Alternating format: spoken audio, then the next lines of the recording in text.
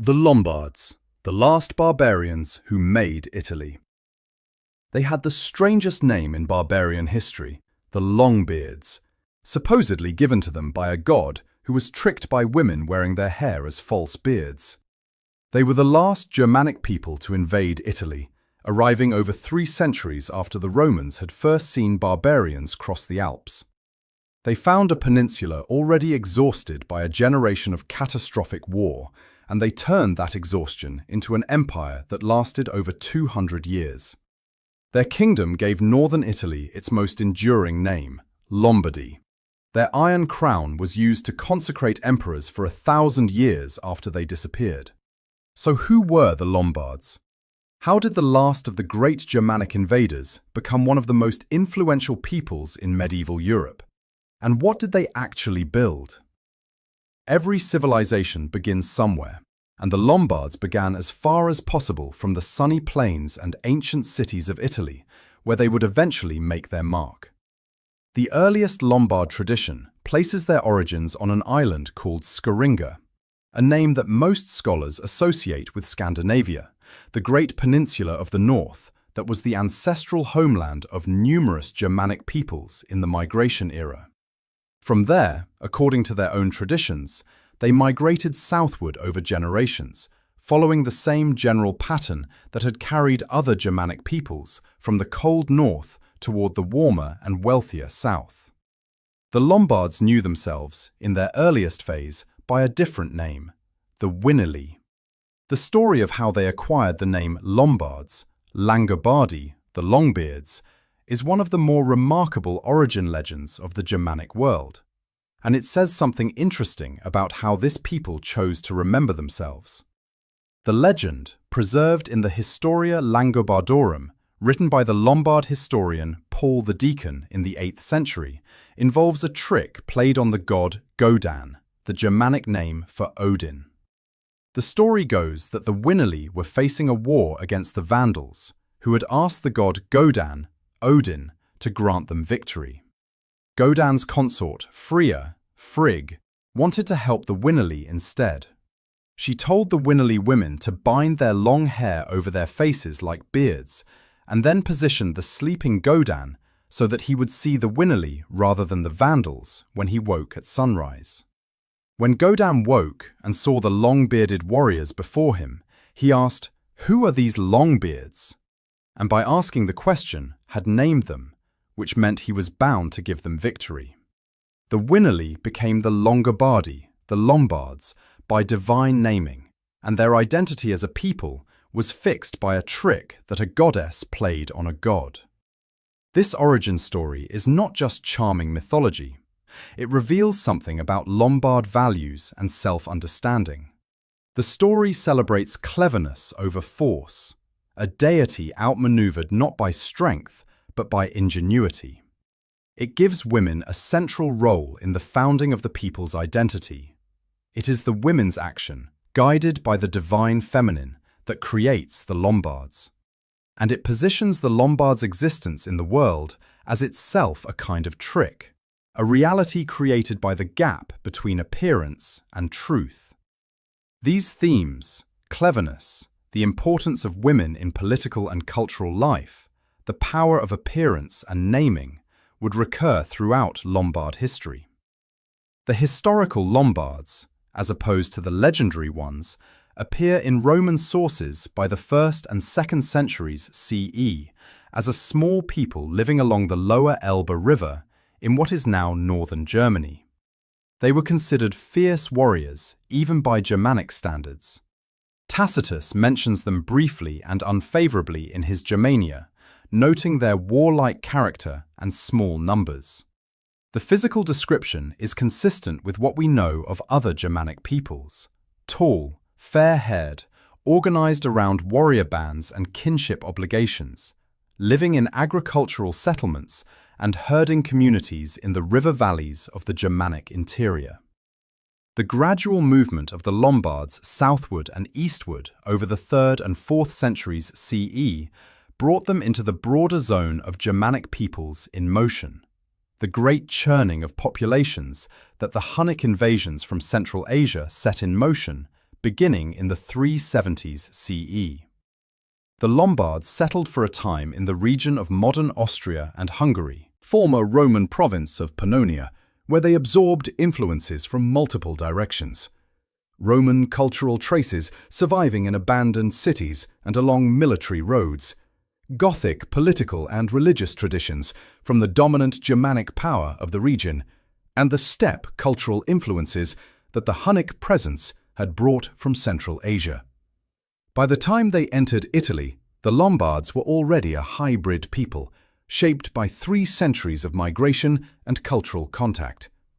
The society that the Lombards carried with them on their migrations and that they eventually implanted in Italy was built around a fundamental distinction between those who fought and those who did not, or more precisely, between those who had the right and obligation to fight as free warriors and those who existed in various states of dependence or unfreedom.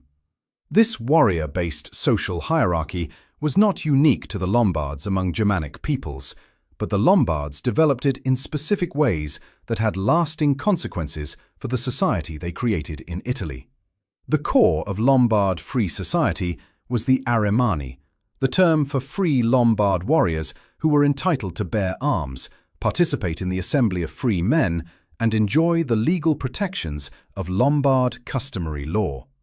The Alemanni were not aristocrats. They were the broad base of free Lombard society, the farmer warriors who held land, owed military service to their lord, and constituted the fighting force that made Lombard military power possible. Their status was protected by law and by the social weight that came with being the people whose arms the kingdom depended on. Above the Alemanni were the dukes, the duchy, the great military commanders who governed the regional territories of the Lombard realm. The dukes were not royal appointees in the sense that a king could simply replace them at will. They were powerful men with their own military followings, their own territorial interests, and their own political ambitions. The relationship between the Lombard king and his dukes was always a negotiation rather than simply a command. The king who could maintain the loyalty of the dukes ruled effectively. The king whose authority over the dukes weakened found his kingdom fragmenting into semi-independent principalities. The Lombard family unit, the Fara, was the fundamental social building block of the migration and settlement period. The Fara was the extended kinship group that travelled, fought, and settled together, a household in the widest sense, including the nuclear family, unmarried relatives, clients and dependents, and the slaves whose labour freed the warrior members of the group for military service. When the Lombards settled in Italy, they settled in Fare, kinship groups that occupied specific territories and maintained their identity as social units for generations. Below the Alemanni and the Fara structure were multiple layers of dependent people, freemen of various grades, freedmen who had been released from slavery but remained in various states of obligation to former owners, and the enslaved people who formed the labour foundation of Lombard agricultural estates. The Lombard law code, the Edict of Rothari, carefully defines the legal status and rights of each of these categories, revealing a society that was hierarchical but also relatively systematic in its treatment of hierarchy. Women in Lombard society occupied a complex position. They were subject to the legal authority of their male guardians, first father, then husband, in ways that limited their independent legal action. But within those constraints, aristocratic Lombard women could exercise considerable influence. The Queen Theodelinda, who played a crucial role in the Lombards' religious conversion from Arianism to Catholicism, is the most prominent example. Her story, a Bavarian princess who married into the Lombard royal family and reshaped its religious direction through personal conviction and skillful diplomacy, represents a broader pattern. Within the formal constraints of a patriarchal legal system, individual women of high status could exercise power through the relationships and cultural channels available to them. The military culture that held this society together was expressed not just in actual warfare, but in the rituals and symbols that marked warrior identity. The bearing of arms was itself a statement of free status, the assembly of armed free men, the gathering of the Arimani, to discuss matters of collective concern, was a political institution that expressed the fundamental connection between military obligation and political participation. A man who could not bear arms was a man without full citizenship. In Lombard society, as in most Germanic societies of the period, the sword was not just a weapon. It was a statement of who you were. The religious history of the Lombards follows an arc that takes them from the Germanic polytheism of their Scandinavian origins through the Arian Christianity that most Germanic peoples adopted in the 4th and 5th centuries, and finally to Orthodox Catholic Christianity, the faith of Rome and of the papacy that would eventually become the Lombards' greatest political adversary. This journey was not just a theological transition, it was a political and cultural transformation that shaped every aspect of the Lombard Kingdom's relationship with the Italian world it had conquered. The original Germanic religion of the Lombards centered on the divine figures that modern audiences know through their Norse manifestations. Odin, Godan in Lombard tradition, the god of war and wisdom. Thor, the thunder god, whose hammer protected both warriors and farmers. Freya, or Freya, the divine feminine associated with love, fertility, and the protection of the household. These were not remote or abstract deities. They were beings whose favor needed to be actively maintained through sacrifice and ritual, who intervened directly in human affairs in ways that the legendary history of the Lombards takes for granted. Sacred groves, sacred animals, and the rituals of war were woven into daily Lombard life in ways that the Christian missionaries who eventually reached them found both fascinating and troubling. The dove, the bird that appears as a sacred symbol in early Lombard art, seems to have carried religious significance that predated Christianity and was then reinterpreted through a Christian lens as the Holy Spirit. The continuities between Germanic sacred symbolism and Christian iconography were not accidents. They were the result of deliberate choices by missionaries and converted Lombards who understood that new faith was more easily received when it could speak in familiar, symbolic languages. The transition to Arian Christianity, the version of Christian faith held by most Germanic peoples, occurred at some point during the Lombards' time in the Danube region, through contact with Gothic Christian missionaries and the broader Christian influence that permeated the former Roman world. Arianism, as we have already discussed in the context of the Vandals, differed from Orthodox Catholic Christianity in its understanding of the relationship between Christ and God the Father. For the Lombards, as for other Germanic peoples, Arianism was Christianity as they had received it, their inherited faith, not a deliberate heresy. The moment of Catholic conversion came through one of the most consequential intercultural marriages in early medieval history. When the Lombard king Authari died in 590 CE, his queen regent, Theodelinda, a Bavarian princess who had married into the Lombard royal family and who was herself a devout Catholic, was given the remarkable right to choose her own next husband from among the Lombard nobility, provided he could become king. She chose Agilulf, Duke of Turin, and married him. More importantly, she worked steadily over the following years to bring the Lombard kingdom toward Catholic orthodoxy. Theodelinda's relationship with Pope Gregory the Great, one of the most significant popes in church history, the Gregory who sent the mission to convert England and who consolidated much of the medieval papacy's institutional character, was the channel through which Catholic influence entered the Lombard court. Gregory and Theodelinda exchanged letters, gifts, and political intelligence. Gregory used his relationship with Theodelinda to lobby for better treatment of the Catholic population in Lombard territory. Theodelinda used her relationship with Gregory to demonstrate that Lombard integration into the Catholic world was possible and beneficial. The symbols of this conversion, most enduringly the iron crown of the Lombards, combined the new faith with the old Germanic royal tradition in ways that would prove remarkably durable.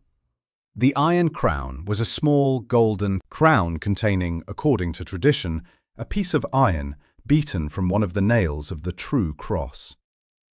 Whether this relic claim was historical or legendary mattered less than what the crown represented: the union of Christian sacred authority with Germanic royal legitimacy.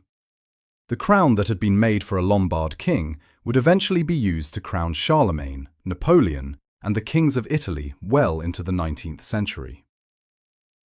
The Lombards arrived in Italy with no particular architectural tradition of their own. The Germanic peoples of the migration era built primarily in wood, domestic structures, halls, stockades, that have left almost no physical trace in the archaeological record. What the Lombards found when they entered Italy was the overwhelming physical presence of Roman civilization. Stone temples, basilicas, amphitheatres, aqueducts, and the infrastructure of the most sophisticated urban culture in Western history. The Lombard response to this architectural inheritance was neither to ignore it nor to simply continue it unchanged, but to engage with it creatively, using the materials and techniques of Roman construction while developing new forms and a new aesthetic vocabulary that expressed Lombard identity and values. The result was a distinctive visual culture that art historians call Lombard Romanesque, and that left monuments still visible and admired across northern and central Italy. The church became the primary building type of the Lombard period, as it did across the post-Roman world. The Lombards built churches with the same energy and investment that the Romans had brought to their temples and basilicas, and they built them in the Roman structural tradition: stone and brick, round arches, solid walls, while developing decorative programs that incorporated distinctly Germanic elements alongside classical and Byzantine influences. The Church of Santa Maria Foris Portas in Castel Seprio, near Milan, contains fragmentary frescoes that are among the most remarkable survivals of Lombard period painting. The style combines Byzantine technical sophistication with a narrative energy that feels more Western, more Germanic in its directness and movement than the static hierarchical compositions of contemporary Byzantine art. The debate over the precise date and origin of these frescoes has continued for decades, but their existence demonstrates that the Lombard Kingdom produced visual art of genuine quality and historical significance. Cividale del Friuli, in northeastern Italy near the Slovenian border, was one of the most important Lombard centres and preserves some of the finest surviving examples of Lombard sculptural art. The Tempietto Lombardo, the Little Lombard Temple, contains stucco reliefs and fresco fragments from the 8th century that show the full maturity of the Lombard visual tradition. Figures rendered with a confident stylization that owes something to both late antique Roman art and to the intricate geometric and animal decoration of Germanic metalworking. The Tempietto is one of the few buildings in Italy where you can still feel, physically and aesthetically, the specific character of Lombard culture at its highest point. The Lombard contributions to architecture were not only aesthetic. The technique known as the Lombard band, a decorative blind arcade of small arches supported by thin pilasters, running along exterior walls below the roofline, became one of the most widely used decorative elements in medieval European architecture, spreading from northern Italy across the Alps into France, Germany, and beyond during the Romanesque period. This specifically Lombard architectural detail outlasted the Lombard Kingdom by centuries and can still be seen on Romanesque church facades across much of Europe. The engineering capacity of the Lombard Kingdom extended to practical infrastructure.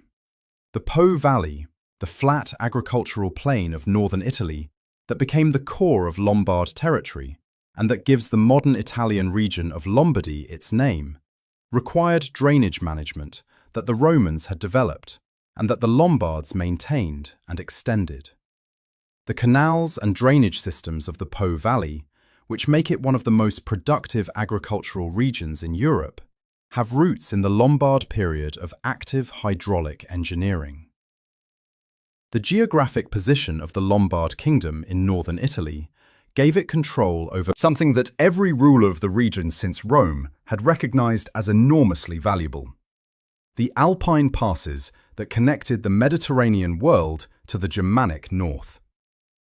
The great mountain passes, the Brenner, the Mont Cenis, the Great St. Bernard, were the arteries through which goods, people, armies, and ideas moved between the Roman world and the barbarian world. Whoever controlled the southern ends of these passes controlled a strategic choke point of continental significance. The Lombard Kingdom, occupying the Po Valley and the Alpine foothills from its establishment in 568 CE, sat astride precisely this strategic position. The roads that Roman engineering had built through and across the Alps, maintained imperfectly but still functional in the early medieval period, brought merchants, pilgrims, and envoys through Lombard territory on their way between northern Europe and Italy. The Lombard kings could tax this traffic, regulate it, protect it, or threaten it, depending on what served their political and economic interests in any given moment. The commercial towns that had existed in the Po Valley under Roman governance, Pavia, Milan, Verona, Brescia, Bergamo, maintained reduced but real commercial activity under Lombard rule. The Lombards were not urban people by tradition, but they were pragmatic enough to recognize the value of urban commerce and to allow and encourage it rather than simply extracting wealth and letting the cities decay. Pavia, the Lombard capital, was rebuilt and extended during the kingdom's peak, and the city's role as a commercial center alongside its administrative function made it one of the more significant urban centers of early medieval Western Europe. The Lombard gold coinage, particularly the tramisus, a small gold coin that continued the late Roman monetary tradition, circulated through these commercial networks and served as the medium of exchange for the higher value transactions of the Lombard economy. The coins bore the image of the ruling king and could carry stylized portraits, name legends in Latin, and decorative reverse designs that drew on both Roman and Germanic artistic vocabularies. The survival of these coins in archaeological contexts across a wide area of Europe traces the reach of Lombard commercial activity. The Lombard aristocracy were enthusiastic consumers of luxury goods, and the archaeological evidence from their burials demonstrates the sophistication of the material culture that wealth could purchase. Gold fibulae, the decorative brooches used to fasten cloaks, in the cloisonné style, with gold cells filled with colored garnet or glass, are among the most beautiful objects from the early medieval period. These were made in Lombard workshops, but drew on techniques and aesthetic traditions that came from multiple sources: the Byzantine world, the Germanic metalworking traditions of the north, and the late Roman luxury craft tradition of Italy itself. The trade in horses, specifically the large, heavy cavalry horses that the Lombard military preferred, was a commercial activity that intersected directly with military power. The Lombards, like most Germanic peoples, placed enormous value on the warhorse as both a military asset and a status marker. The breeding and trading of quality horses was a significant economic activity, and the Lombard nobility's demand for horses created commercial networks reaching into the Pannonian steppe and the horse-breeding regions of Central Europe. In 643 CE, King Rothari of the Lombards did something that distinguished his kingdom from most of its contemporaries in the post-Roman world. He commissioned the writing down of Lombard customary law in Latin, producing a comprehensive legal code that is one of the most important documents of early medieval European history. The Edict of Rothari, named for the king who ordered its creation, is the first surviving law code written in Latin by a Germanic people, and its 388 clauses give us an extraordinarily detailed picture of Lombard society, values, and legal thinking at the kingdom's mature phase. The writing down of customary law was itself a political act as significant as any military campaign. It meant that the rights and obligations of Lombard society were now fixed in a medium that outlasted individual rulers and individual memories. It meant that disputes about what the law required could be resolved by reference to an authoritative text rather than by the conflicting recollections of interested parties. And it meant that the king, who had ordered the codification, was associating himself with the tradition of Roman written governance, the tradition of lex, of law as a formal institution, that gave any early medieval ruler a claim to civilized authority beyond mere military power. The content of the edict reveals a society that was practical, hierarchical, and surprisingly attentive to the complexity of human situations. The clauses dealing with compensation for injury, the detailed schedule of payments owed for various types of wound, from a broken finger to the loss of an eye to homicide, reflect a Germanic legal tradition that preferred monetary resolution of disputes over blood feud or capital punishment. The underlying principle was that most harms could be compensated financially, and that a society with a clear and publicly known schedule of compensation rates was more stable than one where every injury led to potentially escalating cycles of revenge. The clauses dealing with women's legal status reveal both the constraints on female autonomy and the protections that the law offered within those constraints. Women were subject to the mundium, the legal guardianship of a male family member, throughout their lives. But the mundium was itself a transferable legal right with specific value that could be bought and sold, and the transfer of mundium required the woman's consent in some circumstances. The law was patriarchal, but not indifferent to women's interests. The political structure that the Edict of Rothery reflects was a monarchy struggling to consolidate authority over a potentially centrifugal nobility. The kingdom had been organized, in its first decades after the Italian invasion, without a king at all. The Lombard dukes had governed their territories independently for a decade following the death of their first Italian king, before eventually choosing to reunite under a single monarch. This interregnum demonstrated both the power of the ducal nobility and the recognized need for unified royal authority. And the Lombard kings who succeeded in consolidating power did so through a combination of legal authority, military strength, and the careful management of noble interests. Pavia, the Lombard capital, became, under the mature kingdom, the administrative and commercial heart of the realm. Its palace complex was the center of royal government. Its churches, including the great basilica of San Michele Maggiore, whose Romanesque exterior still dominates the city's skyline, were the religious expression of Lombard royal piety and the venues for the ceremonial affirmations of royal authority. Its position at the crossing of major routes through the Po Valley made it naturally the hub of the kingdom's commercial and communications networks. The Lombard invasion of Italy in 568 CE came at a moment of extraordinary opportunity, created by one of the most destructive wars in Italian history. The Gothic War, the prolonged military conflict between the Byzantine Empire under Justinian I and the Ostrogothic kingdom in Italy, had devastated the Italian peninsula over nearly 20 years of fighting between 535 and 554 CE. Cities had been sacked multiple times, populations had died in siege conditions, and from the famines and diseases that followed military destruction. The agricultural system had been disrupted. The administrative capacity of the Italian provinces had been shattered. The Byzantines had won the Gothic War, eventually, expensively, and at enormous cost to the Italian population they claimed to be liberating.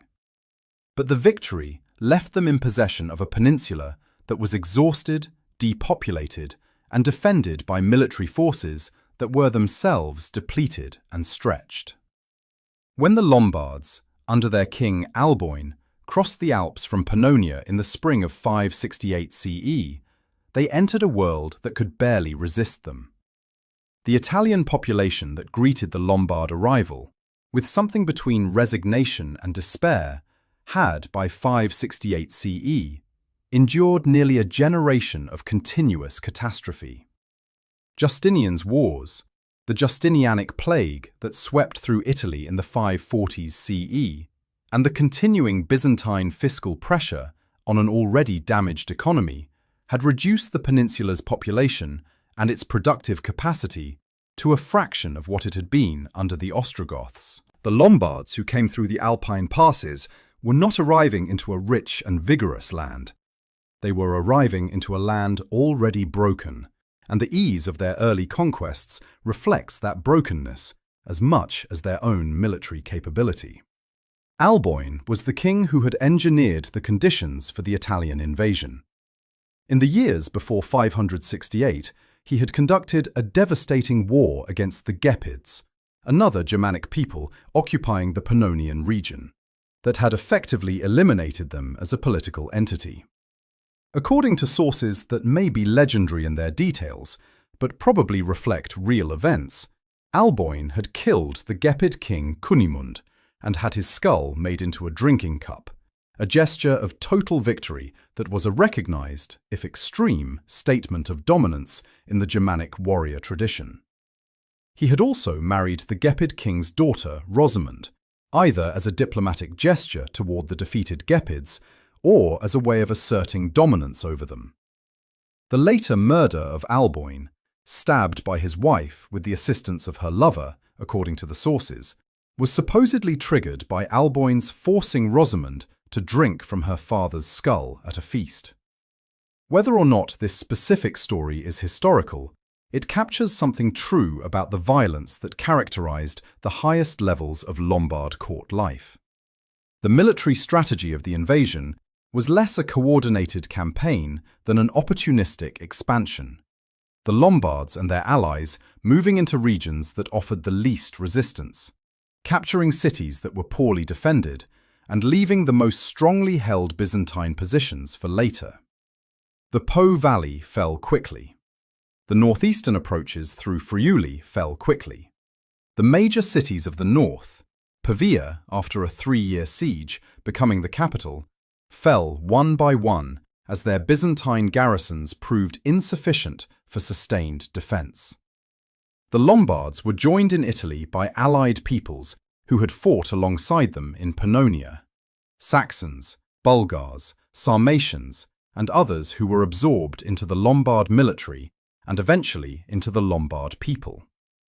This confederate character of the invasion force meant that the Lombard Kingdom that took shape in Italy was already a multi-ethnic entity from its first years, a quality that would shape the character of the society it created. What the Lombards could not immediately conquer was equally significant. Rome itself, defended by its walls and by the organizational capacity of the papacy, remained outside Lombard control throughout the kingdom's existence. Ravenna, the Byzantine administrative capital of Italy, held out as a Byzantine enclave until 751 CE.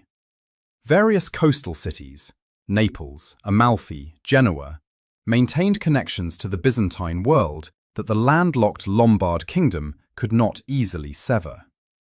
The map of Lombard Italy was always a patchwork of Lombard-controlled territory interpenetrated by Byzantine enclaves and papal lands, a political geography that made the complete subjugation of Italy impossible, and that kept the conflict between Lombard and Roman power permanently alive. The reign of King Luitprand, who ruled from 712 to 744 CE and is generally considered the greatest of the Lombard kings, represents the peak of Lombard political, military, and cultural achievement. Under Luitprand, the kingdom came closer to controlling the entire Italian peninsula than at any other point in its history, and the Lombard court became a centre of intellectual and cultural life that was recognized across the early medieval world as a significant presence. Luitprand was a ruler of unusual breadth. He was a military commander who extended Lombard territory at the expense of both Byzantine and papal holdings in Italy. He was a legislator who substantially developed the Lombard law code, adding over 150 new clauses to the Edict of Rothari, and demonstrating in the process a sophisticated engagement with the legal and moral complexities of governing a diverse society. He was a diplomat who managed the complex relationships between the papacy, the Byzantine Empire, the Frankish Kingdom, and various other powers with considerable skill. And he was a genuinely pious Christian, a devout Catholic who understood the political value of his faith while apparently also holding it sincerely.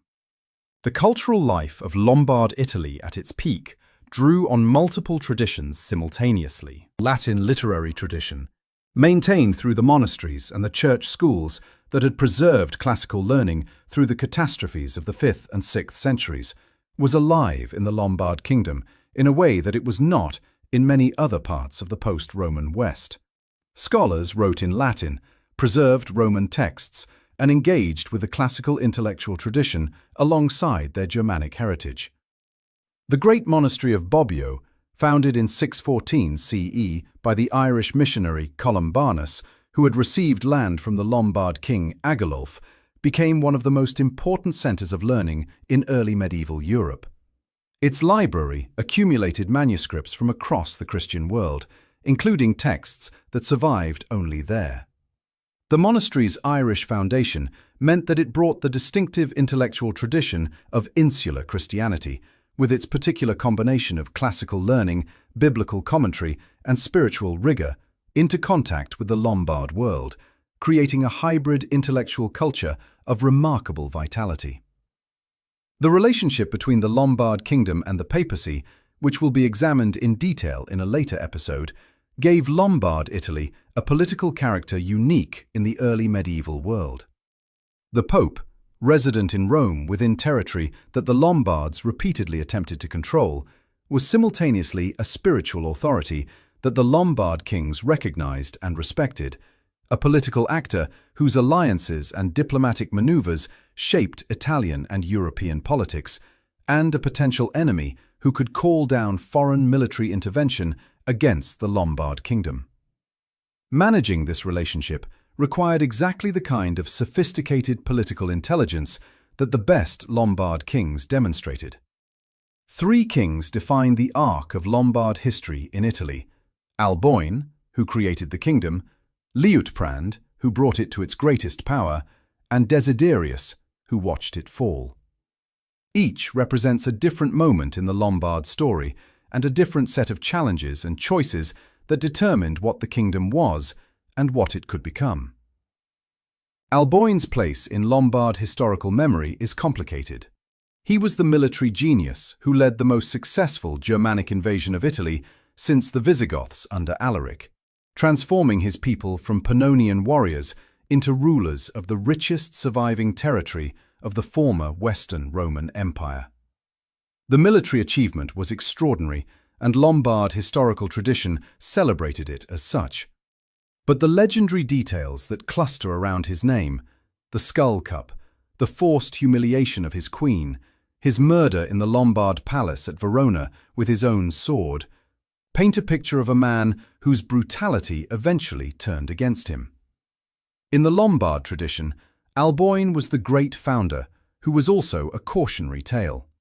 The king whose total victory over his enemies contained within it the seed of his own destruction.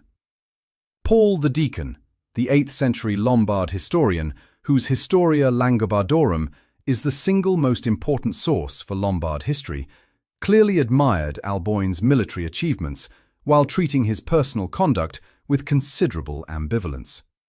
This ambivalence reflects a Lombard cultural evolution, a people who had moved from the raw warrior values that celebrated Alboin's behavior toward the Christianized, Romanized values that the mature Lombard kingdom had developed. Alboin was the founder they had to claim, but also the ancestor whose example they had partly moved beyond. Liutprand is the figure who emerges most clearly from the sources as a genuinely complex and admirable leader. His legislation reveals a mind capable of nuanced legal thinking. His letters and diplomatic exchanges show a ruler who could hold sophisticated conversations with the papacy about the relationship between secular and religious authority. His military campaigns demonstrate both the ambition and the strategic restraint of a ruler who understood when to advance and when to consolidate. And his personal piety, manifest in his donations to churches, his collection of the relics of St. Augustine, and his generally consistent behavior as a Catholic monarch, gives his reign a moral coherence that many of his successors lacked. The story of Desiderius and Charlemagne is the story of the Lombard Kingdom's end, and it is also a story about the fundamental transformation of European political geography that was underway in the late 8th century.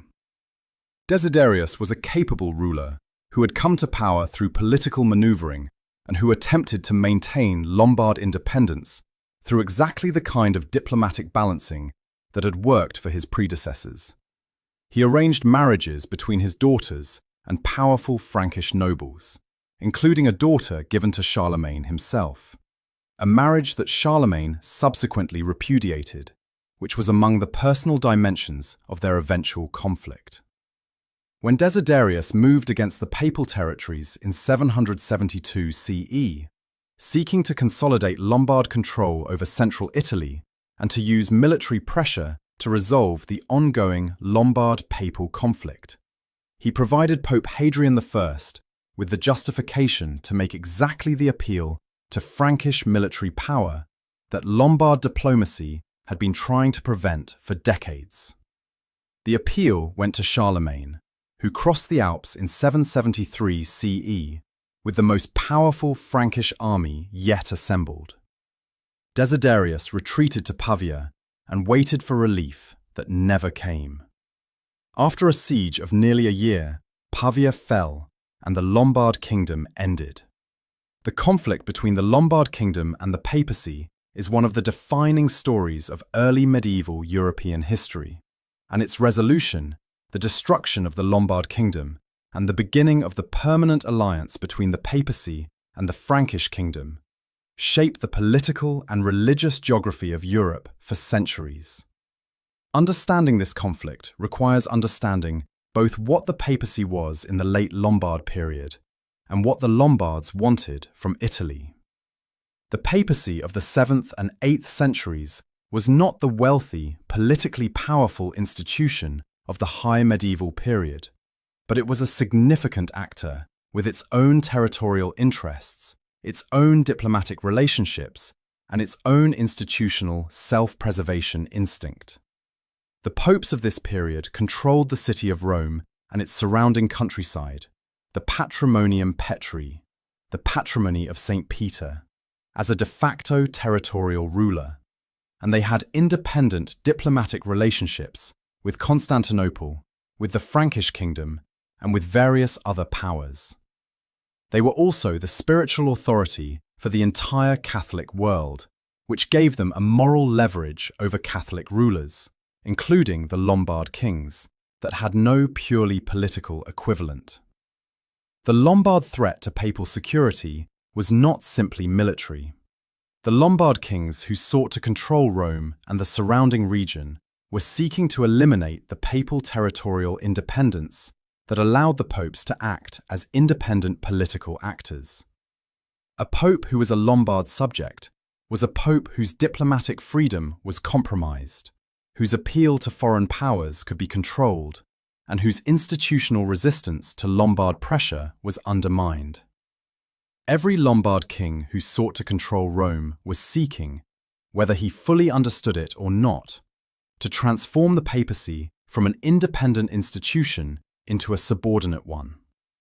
Pope Gregory II, facing Lombard pressure in the 720s CE, articulated the problem with a clarity that has resonated through subsequent centuries. The Lombards were threatening not just the territorial possessions of the Church, but the institutional independence that allowed the Church to perform its universal spiritual function.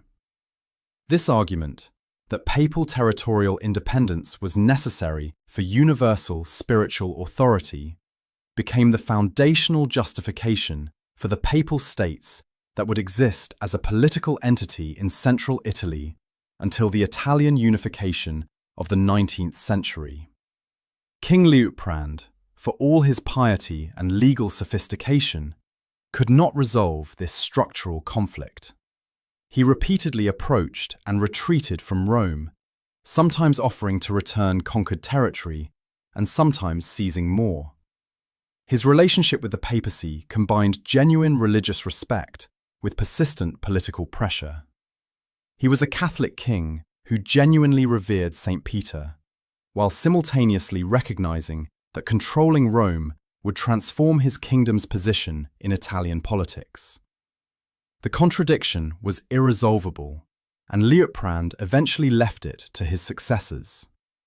The decisive intervention came not from any resolution of the fundamental conflict, but from the introduction of a new and more powerful external player. The Frankish kingdom under Charles Martel and his successors had been developing rapidly in the early 8th century, consolidating Frankish territory, developing military capacity, and cultivating a relationship with the papacy that was mutually beneficial. When Pope Stephen II travelled personally to the Frankish court in 754 CE to seek Frankish military assistance against the Lombards, he was making a diplomatic bet that the Franks could provide what the Byzantines no longer could: reliable military protection for papal territorial independence. The material wealth of the Lombard Kingdom is documented not just in historical sources, but in the ground itself, in the extraordinary caches of gold, jewellery, weapons and prestige objects that Lombard burials have yielded to archaeological excavations since the 19th century.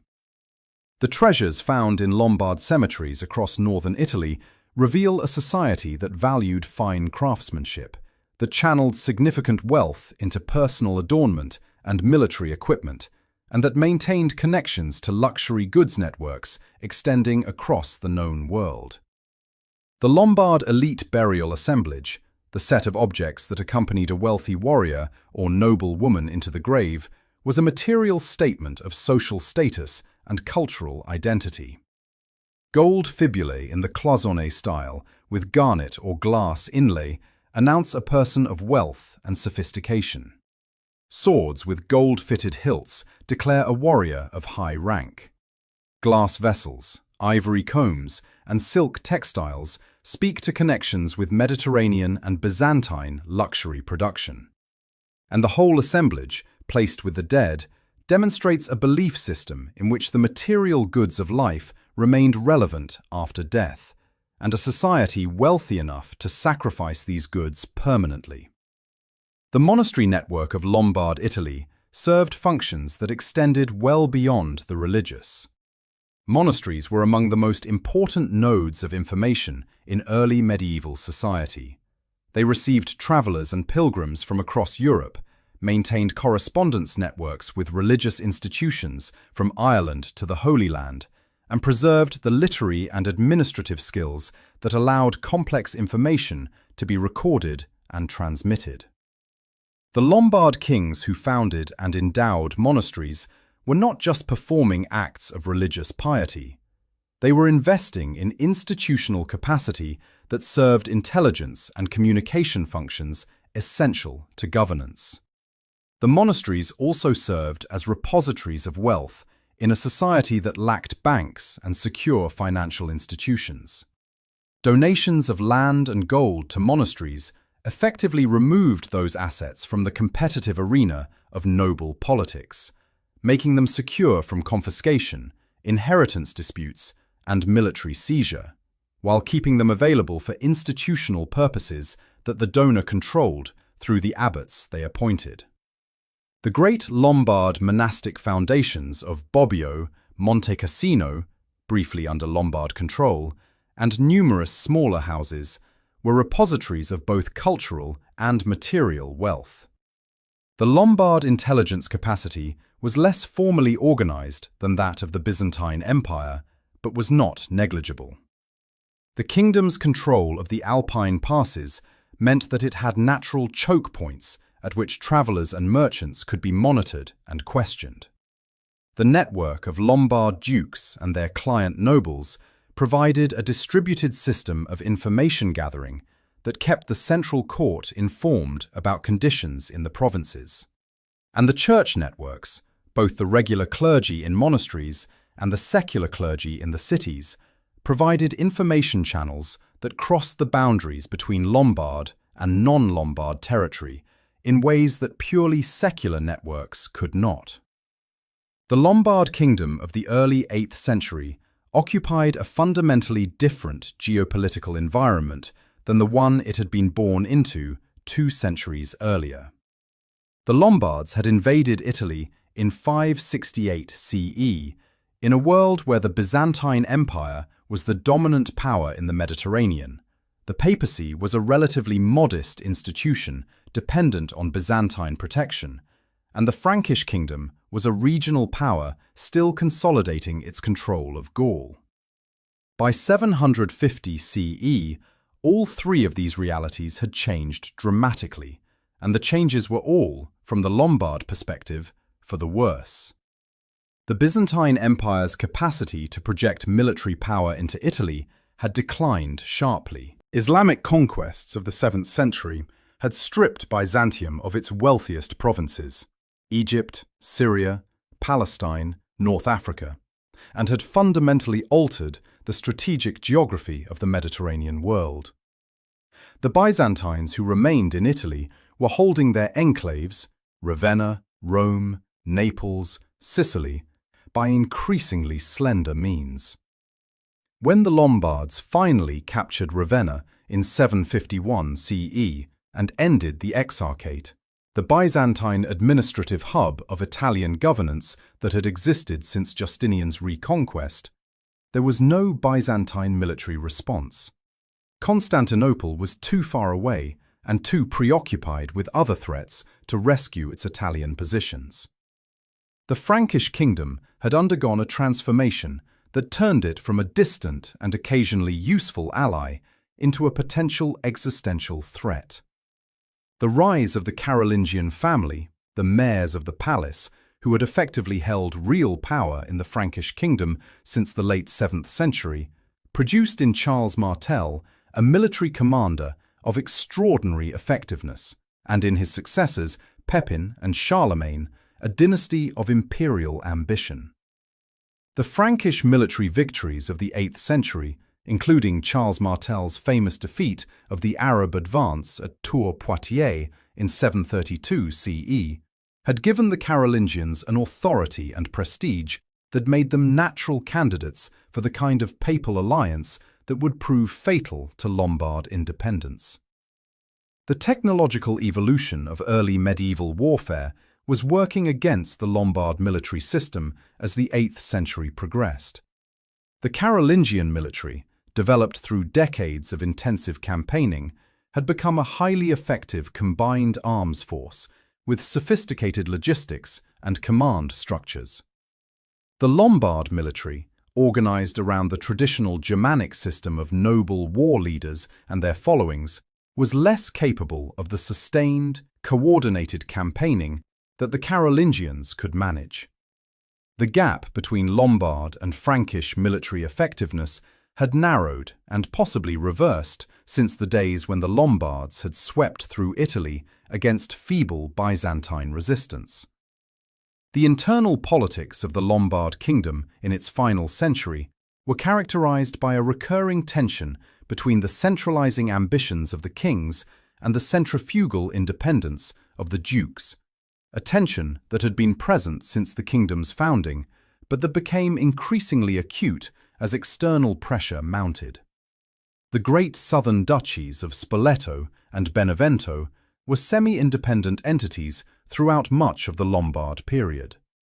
Their dukes held power not just as royal delegates, but as established noble families with their own military forces, their own ecclesiastical relationships, and their own political interests that did not always align with those of the king in Pavia. The Duke of Spoleto controlled the central Italian territory between the Po Valley and Rome, a strategically crucial position that gave him leverage over both the king and the papacy. The Duke of Benevento controlled much of southern Italy, including the most productive agricultural territories in the peninsula. The relationship between these powerful southern dukes and the northern kings was managed, when it was managed successfully, through a combination of marriage alliances, shared military operations, and the mutual recognition of interests. When it was managed badly, when a king tried to impose too direct a control over ducal territory, or when a duke exploited royal weakness to extend his own power, the result was the kind of internal conflict that consumed resources and political capital that were needed for external challenges. The succession politics of the Lombard Kingdom were a persistent source of instability. Unlike the Franks, who were developing increasingly clear rules of succession during this period, the Lombards never fully resolved the question of whether kingship was hereditary or elective, whether the throne passed automatically to the king's son, or whether the nobility retained the right to select from among multiple candidates. This ambiguity meant that every royal death was potentially a succession crisis, and the history of the later Lombard period is punctuated by depositions, coups, and the violent removal of rulers who had lost noble support.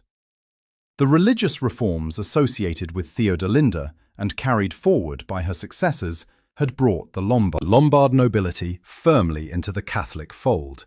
But this religious integration created its own political complications. Lombard kings were now subject to the moral judgments of the papacy in ways that their Arian predecessors had not been. A pope who declared a Lombard king's conduct illegitimate or immoral was issuing a political judgment as much as a spiritual one. The Lombard kings who pursued aggressive policies toward Rome found themselves condemned not just as military aggressors, but as violators of a divine order. And that condemnation gave their enemies, including disaffected Lombard nobles, a morally sanctioned framework for opposition. The fall of the Lombard Kingdom to Charlemagne in 774 CE was the end of over 2 centuries of Germanic independence in Italy, and the beginning of a new political order that would shape the peninsula's history for the rest of the medieval period. It was also, in the context of the times, a relatively swift and clean ending. Not the slow dissolution of the Vandal kingdom over decades of internal decay, but a decisive military operation that produced a clear, final result within a single campaign year.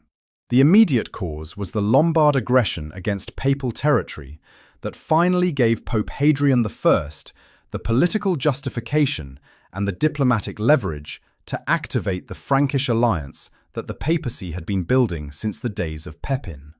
Desiderius, the last Lombard king, who had come to power in 756 CE through a combination of military force and political maneuvering, had pursued an aggressive Italian policy that successively alienated the papacy, the Byzantine remnants, and most of the Italian population outside Lombard territories.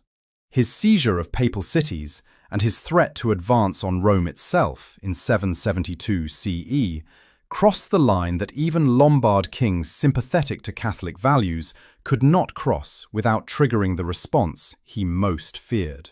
Charlemagne's crossing of the Alps in the autumn of 773 CE, with a divided Frankish army, one force crossing the Mont Cenis Pass, another force crossing the Great St. Bernard, was a logistical and strategic achievement that demonstrated both the organizational capacity of the Carolingian military machine and the extent to which Desiderius had failed to prepare adequate mountain defenses.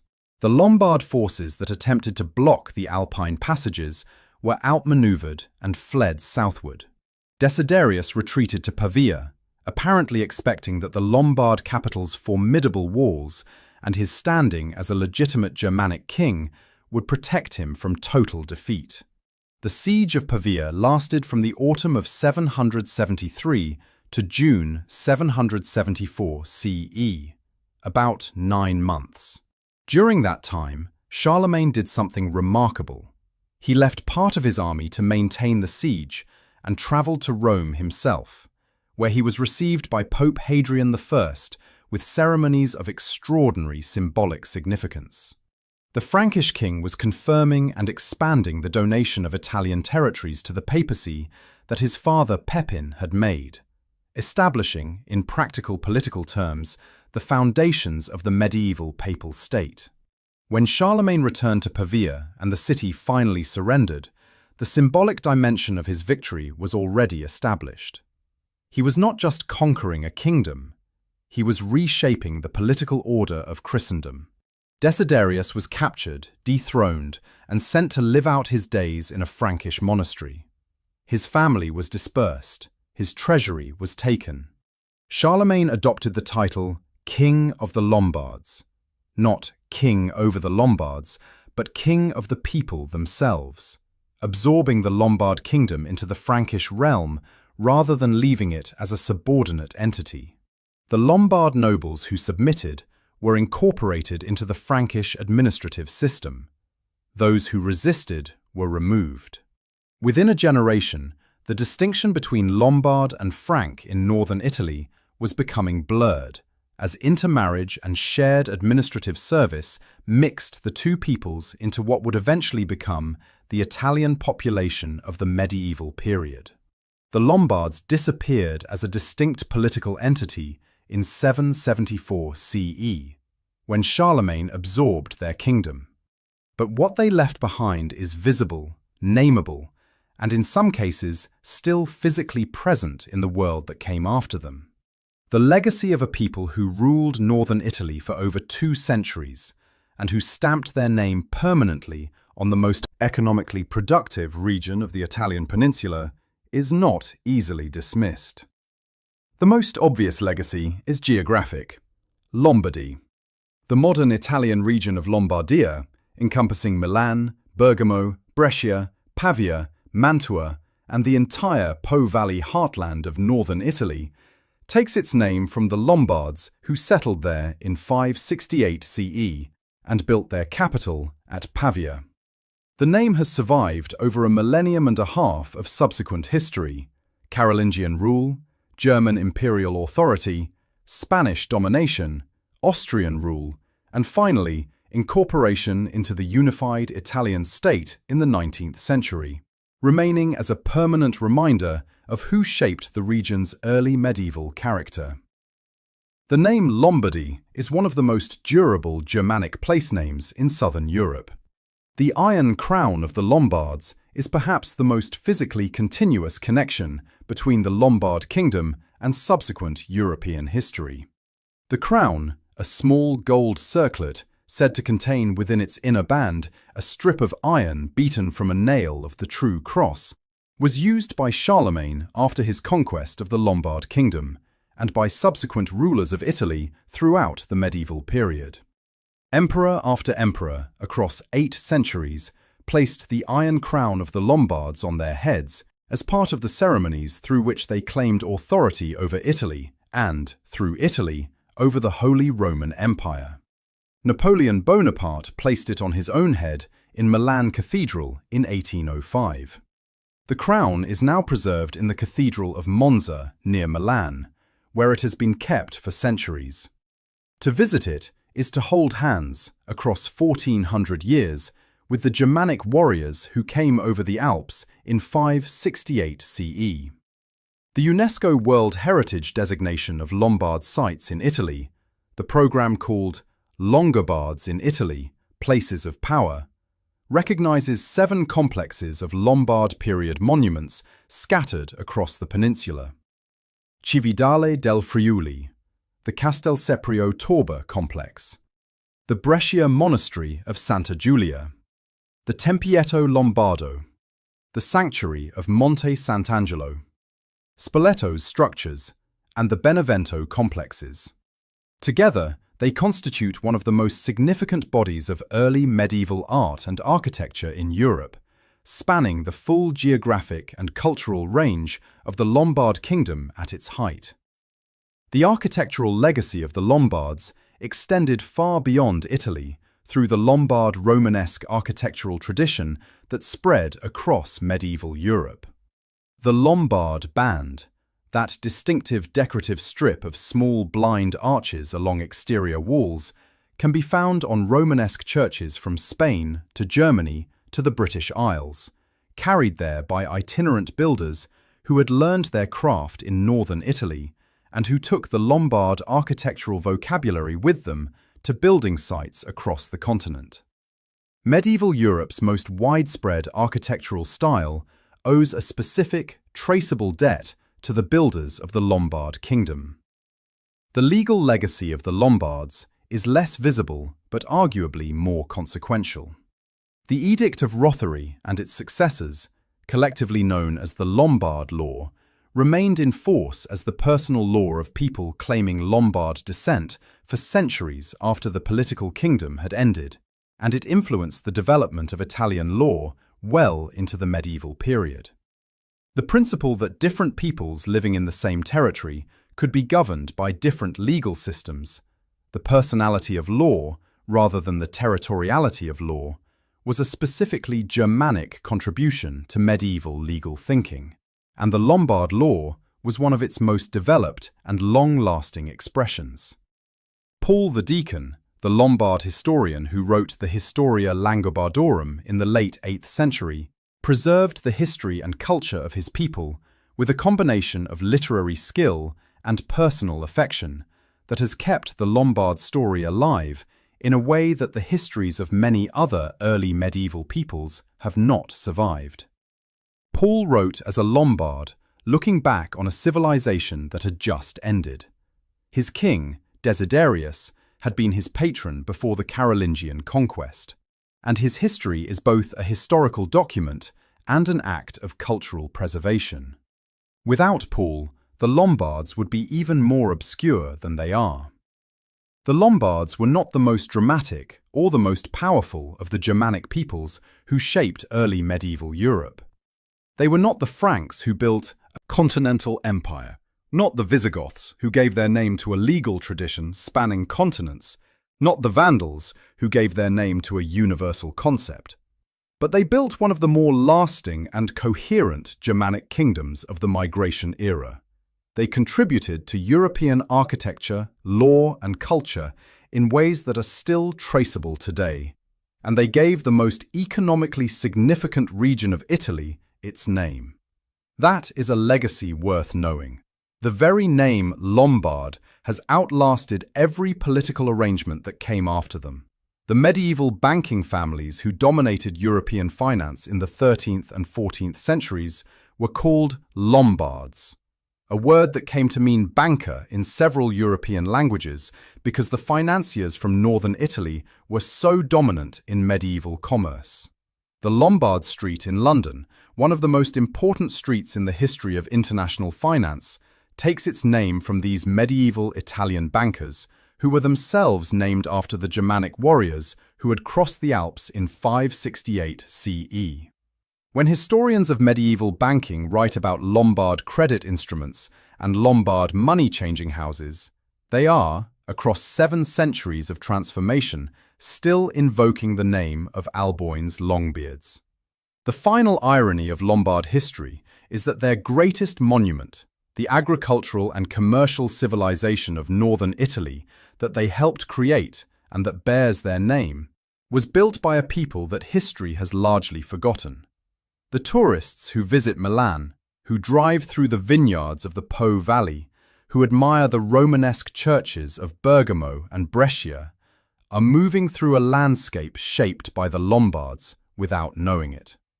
The story of how that landscape came to be is the story of a people who crossed a continent looking for a home, found one in the most beautiful country in Europe, and left their name on it forever.